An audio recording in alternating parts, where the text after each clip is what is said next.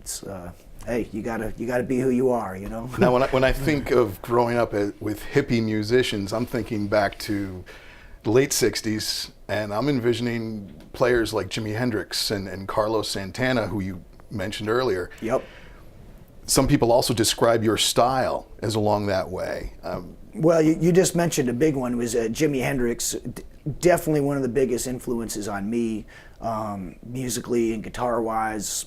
And a story about a song that I wrote. I heard later on from my mom and dad that I was actually picked up by Jimi Hendrix when I was a baby, when I was about 3 months old, at the Scene Club or the Fillmore East, one of these places in New York where they used to jam together.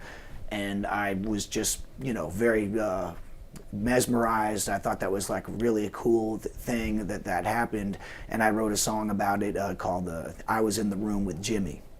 And so I'll be, I play that these days, part of my set, and it gives me a chance to express my love of Hendrix, but also do it in my own original song. And that's another one of the things that's, it's tough. There's a lot of bands out there. There's a lot of great bands and great musicians, and there's so many great songs. And I love to cover other people's music, and I've done it for years, and I always will. But a thing that I think is important is to try to write some songs, and that if you have something to say, it's a good idea. It's a good way to kind of differentiate yourself from other people. If you have your own tunes and people know your style and the way that you present it. And for me, I try to write in the classic style. I'm influenced by classic rock, blues, soul, and hopefully when people hear my music, it's going to sound like something familiar to them, but it's original. Sure. Do you envision almost a danger of losing great players 20, 30 years from now because kids have other options like Rock Band and Guitar Hero that, they'd rather just go clickety, clickety, clickety, click than actually learn how to... It's so funny that you would say that, because I do see, I've witnessed the phenomenon of that coming out, and people, you know what, the musician is never going to go away, and there's nothing like it. It's just not the same thing. You can't get the same sound and the same feel playing Rock Band. It's maybe good fun and good practice and training for certain things, but there will always be live music and people that want to hear live music, because you can only, a machine can't do everything for you, and you got to go to the source. And as long as there's great musicians that can play and sing and write good songs, they're always going to be there. And last night, the gig I played, there were some younger people there in college right now, and they were saying, man, it's so good to see great musicians playing. And they say, the guy said, I feel like music is alive. He said, sometimes I feel like it's dead, but he said, man, you made me feel like music is alive right now. I said, that's a good feeling, and it is alive. We love what we do. We take it very seriously, and we put everything into every note and every song, and that's how we're at our absolute best when we're playing music. I did the festival South by Southwest a couple of years ago in Austin, Texas. Great music festival, and Quincy Jones was the keynote speaker, and I got to listen to him, and I got to meet him as well.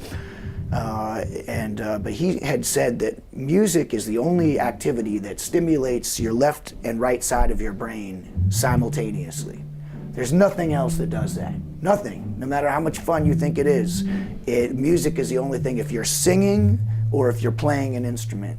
And that to me was like, wow, no wonder I'm so happy when I'm playing music, and no wonder I feel, smarter or something, So it's a great joy, and to have been able to work with people, play with Buddy Guy, and I've had his great producer Tom Hambridge, who's a Berkeley graduate and played in Boston and Massachusetts for years.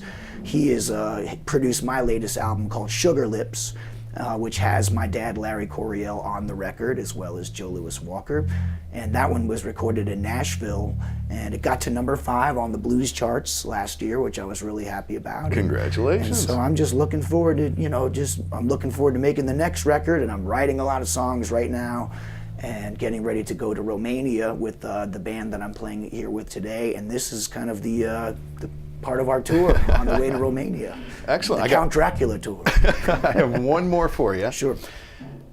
Carol Bruce.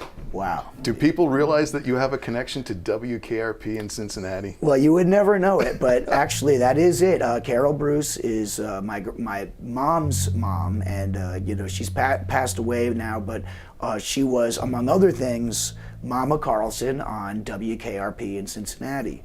And I'll tell you what, she has been a tremendous influence on me and inspiration. And because she's been in show business, when you have somebody who's been in show business and had that experience for years and years, it helps, because there isn't always a guidebook or a rule book necessarily for how to deal with being on the road and being in the entertainment business, because it's filled with all kinds of characters and exciting things, not always great. Right, sure. But she really kept me grounded, and also she was a big fan. I mean, when I started doing my music, she really loved it, I was very proud to have her be able to come see me play. I went out to Los Angeles and played at the Mint out there in, I was back in 1995, and it just means a lot to, it's a tremendous tradition that people think of my dad, Larry Coryell, but I think of it as it really started with my grandmother.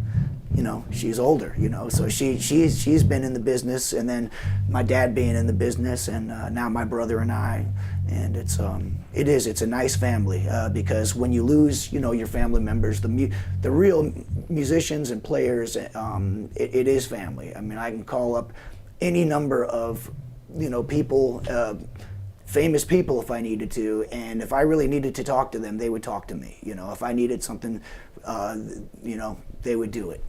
And so it's great to know that that there's that support out there. Fantastic. Yeah. Murali Coryell, thanks for joining us It's a pleasure. today. Thank you.